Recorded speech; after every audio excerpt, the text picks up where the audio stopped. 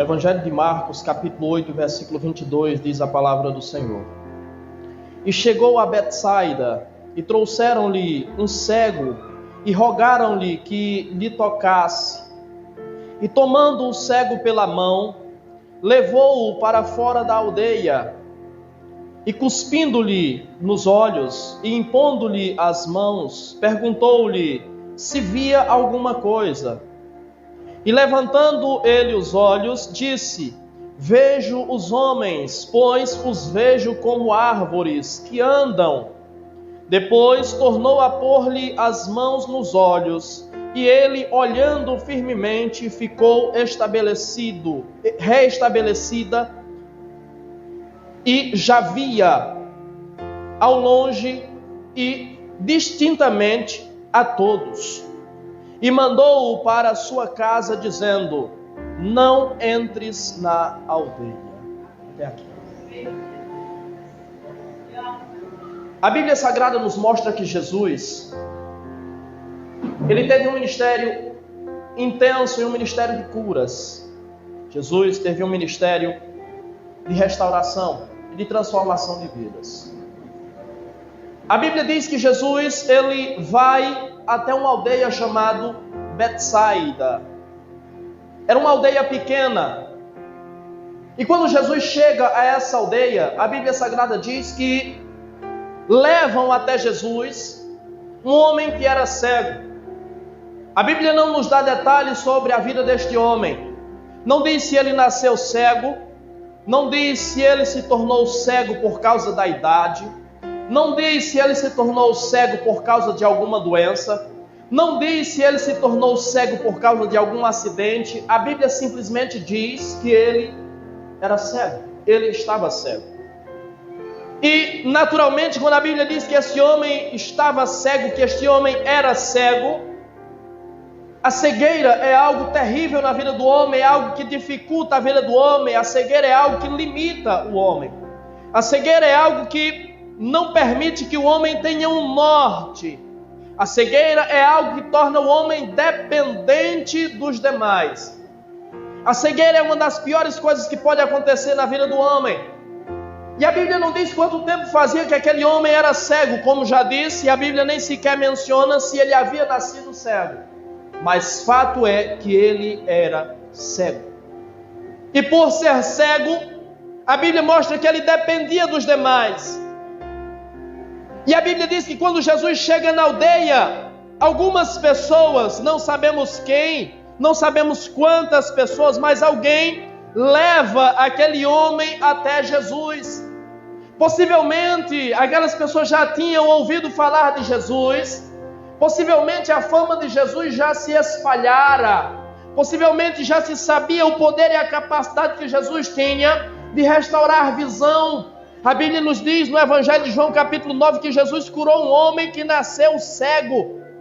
Isso, cientificamente falando, é impossível alguém que nasceu cego poder ou ter a possibilidade de enxergar. Mas Jesus havia curado este homem, Jesus havia dado a visão a este homem. Nós sabemos que a Bíblia ela não está escrita em ordem cronológica, então eu não sei se o cego de João capítulo 9 aconteceu antes desse cego.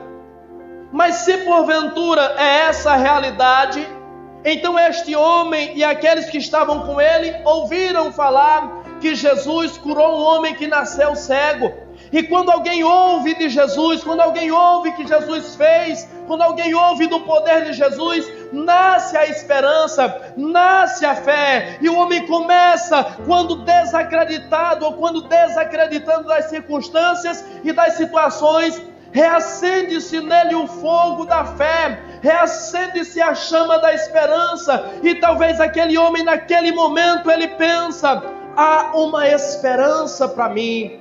Há a possibilidade de eu ser restaurado, há a possibilidade de eu começar a enxergar, há a possibilidade de eu ganhar independência. Será que você consegue compreender isso? Ter visão é ter independência. Jesus veio para nos libertar e para nos dar essa independência.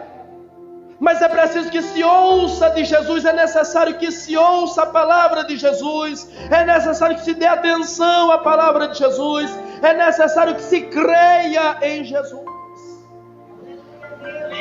Se alguém ouve falar de Jesus, mas não deposita fé, crença e esperança nele, nada acontece, nada vai fluir.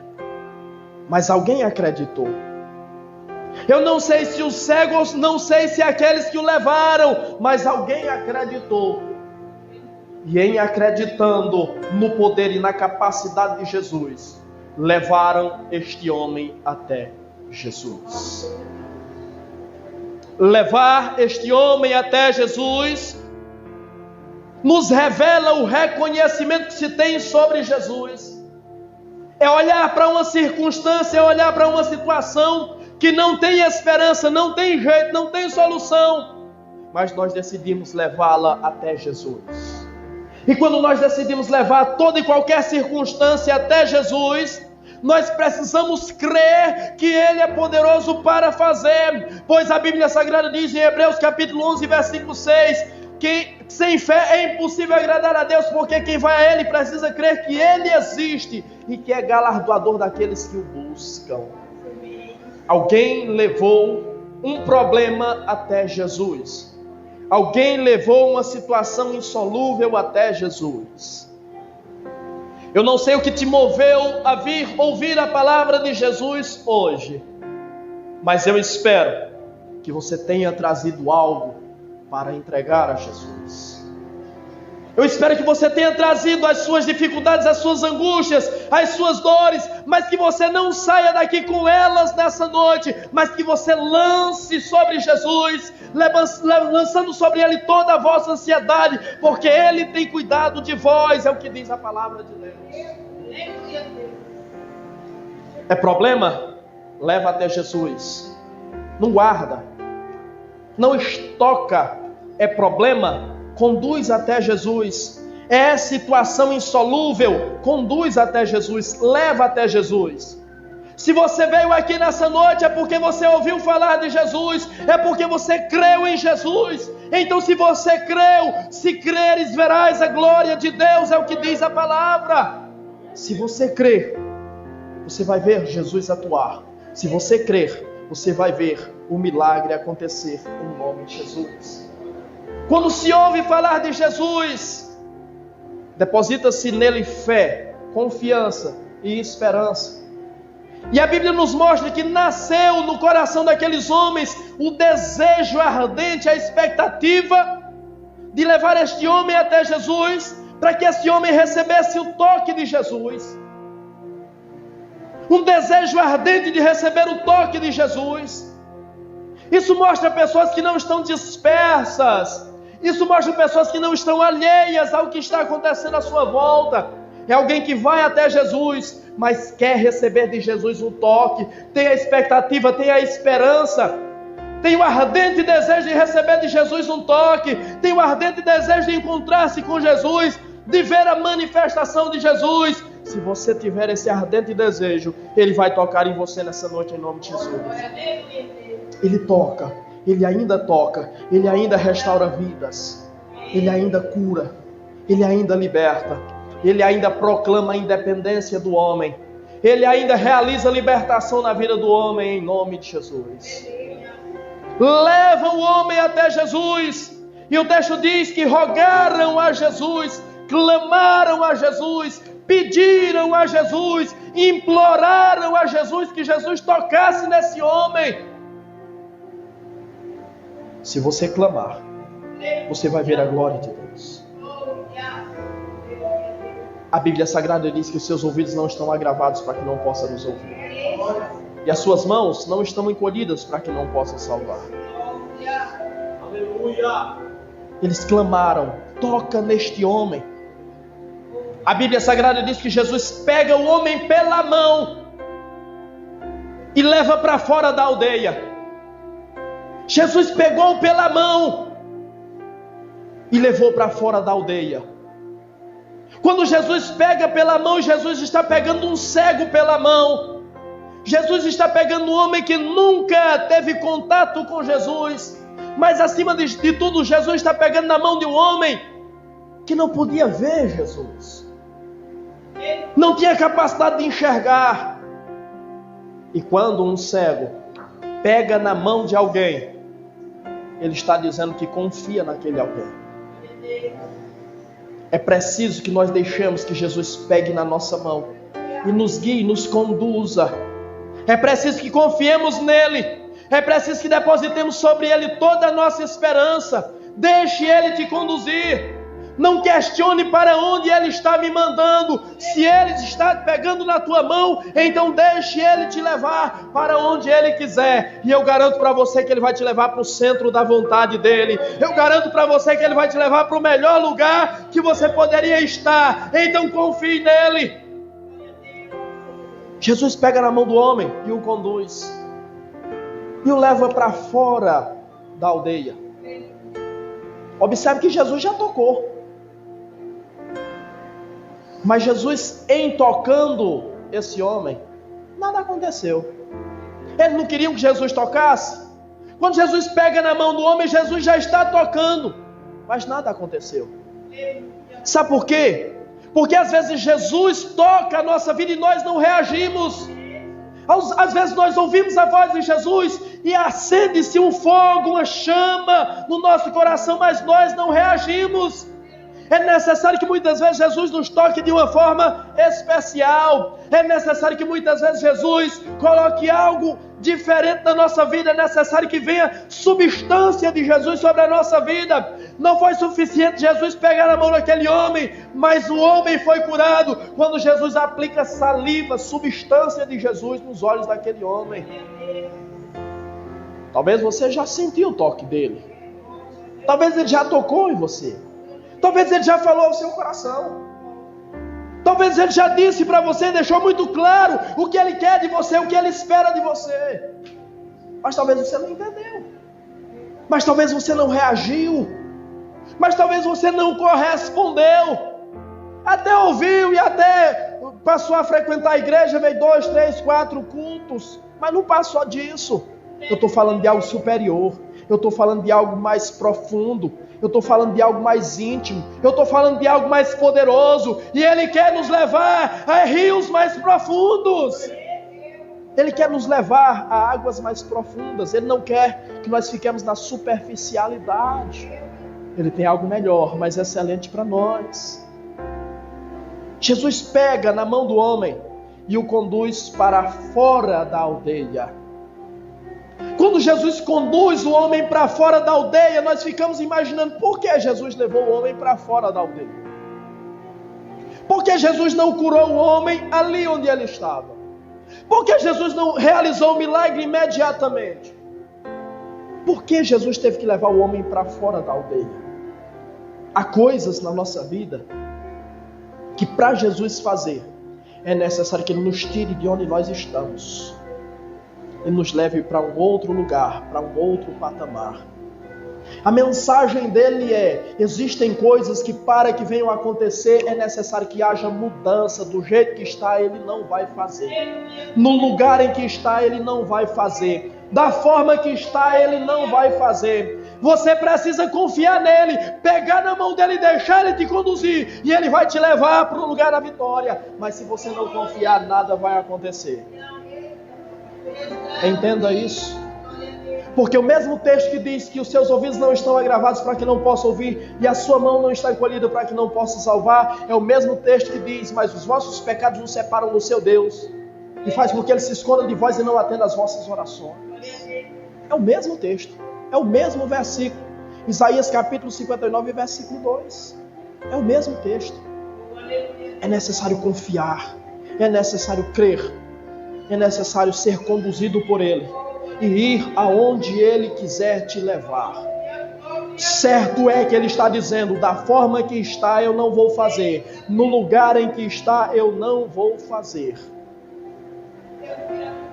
Ele tira de Betsaida, e Betsaida é interessante, porque Betsaida era a cidade natal de Pedro, André e Filipe. Homens que foram discípulos e apóstolos de Jesus. e era esta a cidade natal deles, eles nasceram lá. Mas mesmo assim, Jesus, para curar este cego, Jesus tira o cego de Betsaida, porque até mesmo Pedro, André e Filipe saíram de Betsaida. Porque a mesma Betsaida que produz Pedro, André e Filipe, lá na frente, Jesus vai dizer sobre ela: ai de ti, Corazim, e ai de ti, Betsaida, porque se em Tiro e Sidom se tivessem realizado os milagres que aconteceram em vocês, há muitos se teriam arrependidos com pano de saco e cinzas. Jesus não realiza milagre em Betsaida, porque Betsaida já produziu Pedro, já produziu André, já produziu Filipe, mas agora está debaixo da condenação de Deus. Existem pessoas que foram geradas em outro lugar, mas era Betsaida, acabou, está agora debaixo da condenação de Deus. Será que você consegue entender isso? Acabou, agora é condenação. E Jesus ainda salva, mas Jesus tira de Betsaida. Não pode continuar em Betsaida, não pode permanecer nessa terra, porque se permanecer nessa terra, não tem milagre, não tem cura, não tem libertação, não tem salvação. Então segure e agarre com toda a força nas mãos de Jesus e deixe Ele te guiar em nome de Jesus. Betsaida, o nome Betsaida significa casa de peixe. E peixe, casa de peixe, é um lugar fétido. Vai numa peixaria, é um lugar que fede, é um lugar desconfortável. Peixe é gostoso, mas o ambiente em que há peixes é um lugar desconfortável, é um lugar fedido, e é apenas um mercado. Peixe entra e peixe sai. Peixe entra e se torna negócio, é vendido e tem que sair. Será que você entende isso? Nós passamos por alguns lugares que eram Betsaida, serviu para nós, para um determinado propósito, e acabou. Já saímos, já estamos em outro lugar.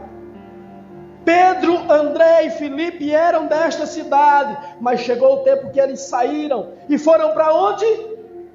Foram para Cafarnaum.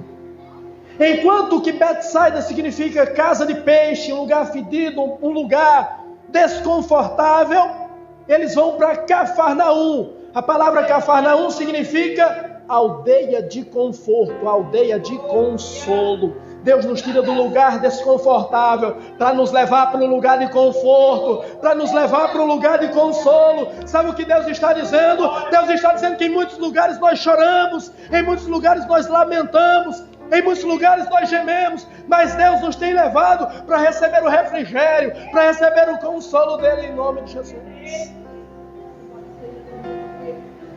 Mas precisa pegar na mão, precisa pegar na mão. E precisa segui-lo. Precisa deixar que Ele te conduza. Deixa Ele te conduzir para o centro da sua vontade, em nome do Senhor Jesus Cristo. Porque Betsaida, até em algum momento foi importante, mas não é mais. Para você ter uma ideia, foi em Betsaida que Jesus alimenta aquela multidão de 5.000 homens. Quando eles estão ali ouvindo a palavra de Jesus, e os discípulos chegam para Jesus e dizem: Senhor, o dia já avança, manda esse povo embora, manda eles irem pelas aldeias, para que possam comprar pão para comer. E Jesus: deem vocês mesmos de comer a eles.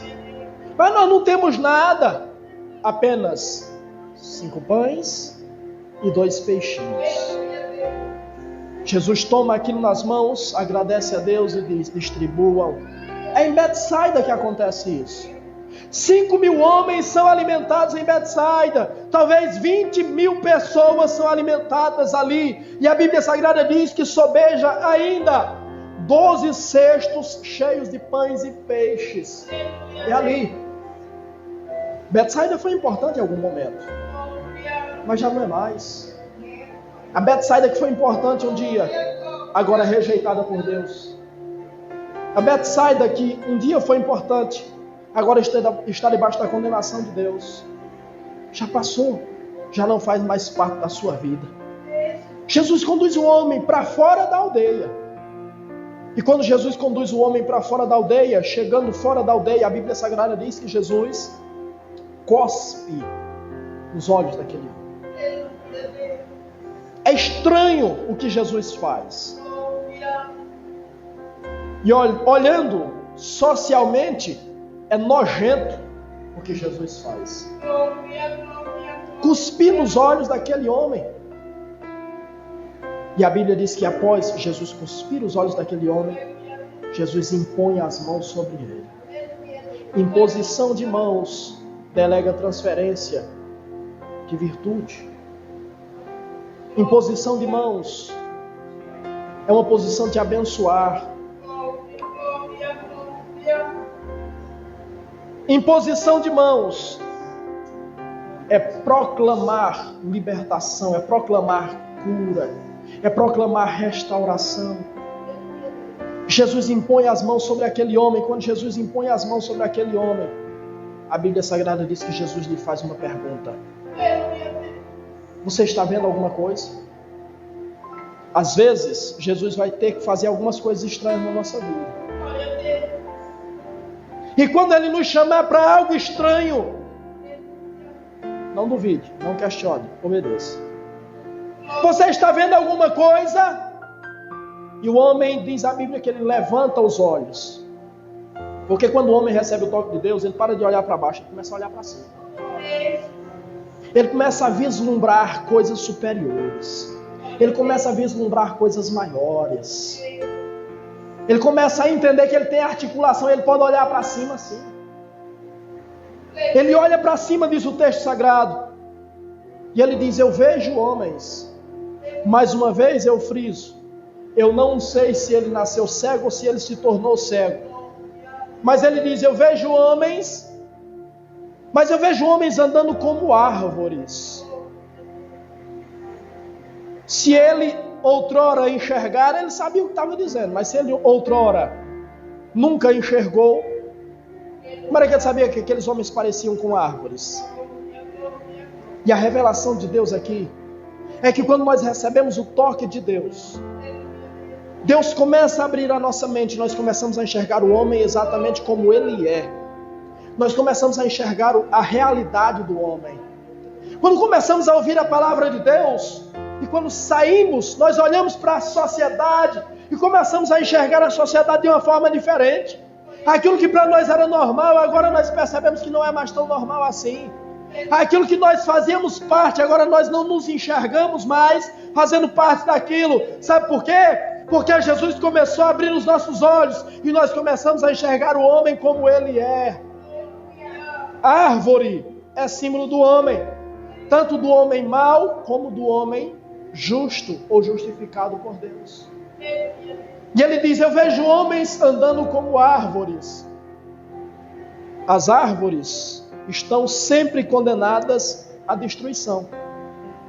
Elas vão morrer com o tempo e vão virar pó, vão virar adubo, vão virar terra, ou, na maioria das vezes, ela vai ser cortada e vai virar lenha.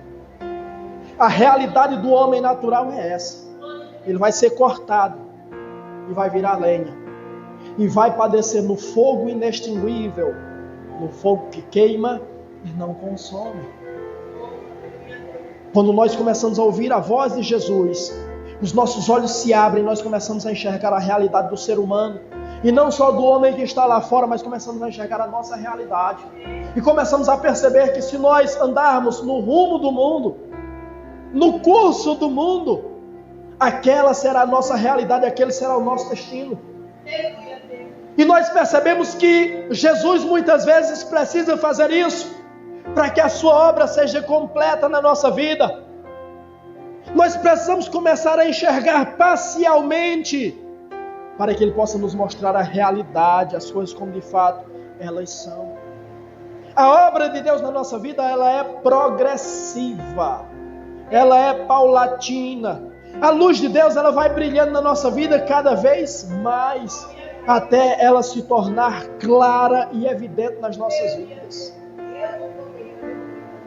Isso significa que, à medida que nos aproximamos de Deus, mais os nossos olhos são abertos. À medida que nós nos aproximamos de Deus, mais a luz brilha, mais nós vemos as coisas com clareza, mais o Senhor nos dá compreensão, mais o Senhor nos dá entendimento, mais o Senhor descortina a realidade espiritual diante dos nossos olhos, e mais o Senhor nos prepara para o mundo espiritual, a vida espiritual. Jesus toca, diz a Bíblia Sagrada, mais uma vez nos olhos daquele homem, e pergunta: você está vendo alguma coisa agora? E o homem começa a enxergar perfeitamente, claramente. O toque de Jesus na nossa vida abre os nossos olhos. Se os seus olhos não foram abertos ainda para a realidade do mundo, para a realidade da vida e para a realidade espiritual, para o mundo espiritual, é porque você ainda não recebeu o toque dele. Mas se você não recebeu, ele ainda quer tocar em você, e ele vai tocar em você, e os seus olhos vão ser abertos. E recebendo o toque dele, você enxergará perfeitamente. Mas acima de tudo, o toque dele não abre apenas os seus olhos, não restabelece apenas a sua visão, mas o toque dele transforma a sua vida. Quando você era dependente, você se torna independente. Quando você era carente, acabou a carência. Quando você precisava de alguém para te conduzir, você já tem a ele. Curar da cegueira é proclamar libertação na vida do homem. E quando Jesus nos dá a visão espiritual, quando Jesus abre o mundo espiritual diante dos nossos olhos, ele está nos dando a liberdade. Ele está proclamando a nossa independência. Você não depende mais de ninguém. A profecia para a nova aliança é que nós não dependeríamos mais de ninguém. Não precisaríamos mais de ninguém para nos conduzir, para nos dizer: faça assim, faça dessa forma, faça daquela maneira. Foi assim que profetizou Jeremias. Que o Espírito de Deus seria o nosso condutor. Que o Espírito de Deus seria o nosso guia. Que Ele nos conduziria e nos revelaria todas as coisas, nos revelaria a verdade. Que Deus abra os nossos olhos nessa noite para que nós possamos compreender a realidade do homem. Ver o homem como de fato ele é. Ver-nos como nós somos. Porque só reconhecendo a nossa debilidade é que nós podemos enxergar a necessidade de transformação. A necessidade de mudança. Enquanto não enxergarmos a nossa realidade, nós não sentiremos a necessidade da transformação. Mas quando enxergarmos quem nós somos e que estamos fadados ao fracasso, que estamos caminhando para a perdição, quando enxergarmos isso, quando entendermos isso, nós perceberemos e reconheceremos a necessidade que temos de algo melhor, de algo maior, de algo superior. Aí nós vamos começar a compreender o toque dele. Nos tornaremos mais sensíveis ao toque dele. E naturalmente, recebendo o toque dele, nós seremos transformados. Ele transforma o homem e dá ao homem a possibilidade de uma nova vida. Uma vida na presença de Deus, uma vida na dependência de Deus. O texto diz: você vê alguma coisa? E ele diz que está vendo perfeitamente, está vendo claramente. Jesus lhe diz: não volte à aldeia. Vá para casa. Não volte para a aldeia. Por que tanta gente continua olhando para trás? Por que tanta gente insiste em olhar para Betsaida? Por que tanta gente ainda tem o coração aprisionado ao passado? Jesus está dizendo: não volte para a aldeia. Jesus está dizendo: não volte para a vida pregressa. Olhe para frente, caminhe para frente. Há um caminho aberto, um novo e vivo caminho aberto para você. Então caminhe em direção a Ele. Prossiga nele.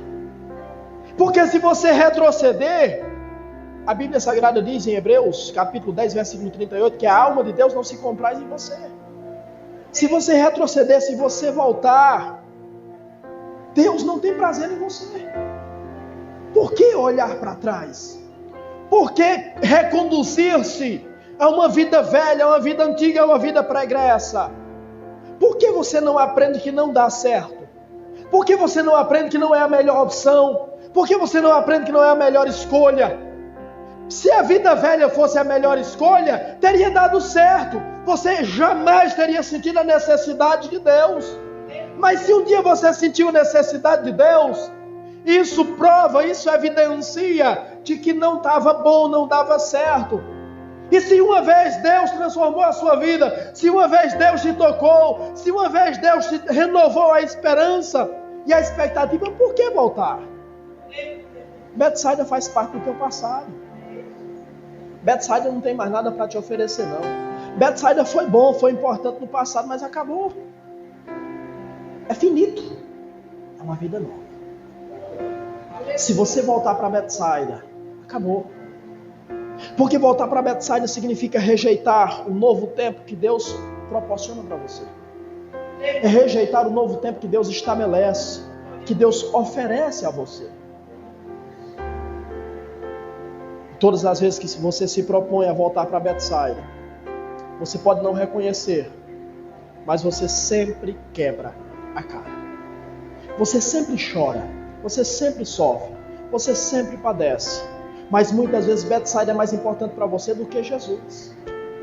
Jesus está te pegando pela mão, está te conduzindo, mas você muitas vezes insiste em retroceder. Você insiste em fazer o caminho inverso. E aí eu tenho que te dizer, Betsaida foi rejeitado por Deus. Quer ser rejeitado também? Quer ser rejeitada também? Quem o rejeita, por ele será rejeitado. Não tem outra possibilidade, não tem outra alternativa. A palavra de Jesus é muito clara, é muito evidente. Não volte para a aldeia. E o texto, talvez, nos leve a pensar que nem Jesus voltou para a aldeia. Entenda, Jesus um dia esteve em Betsaida. Existem muitas Betsaidas por aí. Jesus um dia esteve lá.